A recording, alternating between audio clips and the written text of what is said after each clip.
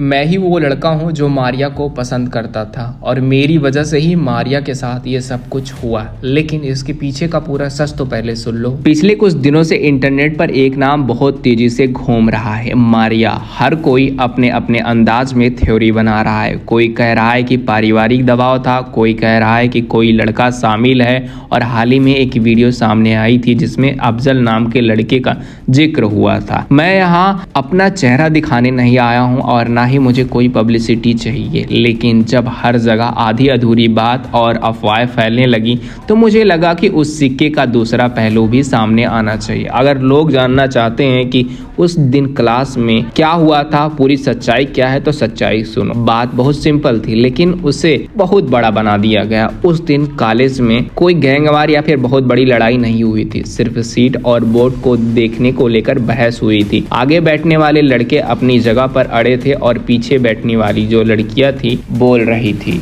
Maria social media पर active थी, इसीलिए कुछ लड़कों का ध्यान उस पर ज़्यादा था और बेवजह तंज कस रहे थे। जब पानी सिर के ऊपर चला गया तो मैंने बीच में आया।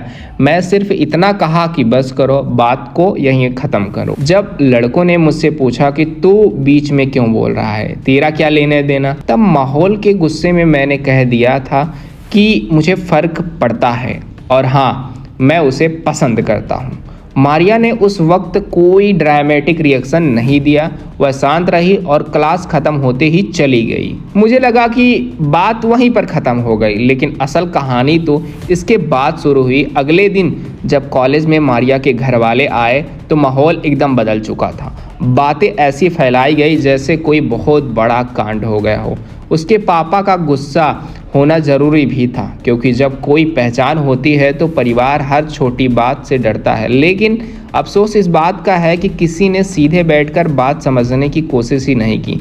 मुझे विलन बना दिया गया और मारिया को उस माहौल से पूरी तरह काट दिया गया। उसका कॉलेज छुड़वाना, फ़ोन बंद होना और अचानक गांव चले जाना, ये सब इतनी जल्दी हुआ कि किसी को समझने का मौका ही नहीं मिला। लोग कमेंट्स में कह रहे हैं कि लड़के ने फंसाया। भाई, किसी को पसंद करना या किसी को सपोर्ट में खड़े होना कोई गुनाह नहीं होता। आज मारिया कहाँ है, किस हाल में है, उसका फ़ोन क्यों बंद है, इसका जवाब शायद उसके घर वालों के पास ही है। मैं यहाँ किसी पर इल्ज़ाम लगाने नहीं आया हूँ, बस इतना कहना चाहता हूँ कि इंटरनेट पर दिखने वाली हर खबर के पीछे ऐसी एक कहानी होती है जो कैमरे पर कभी नहीं आती। अभी मैं इससे ज़्यादा कुछ नहीं बता सकता क्योंकि चीज़ें पहले से ही बहुत उलझ चुकी हैं। अगर आगे सही वक्त आया तो शायद कुछ और बातें साफ हो। तब तक के लिए जो अफवाहें फैल रही हैं उन पर आंख बंद करके भरोसा मत करो।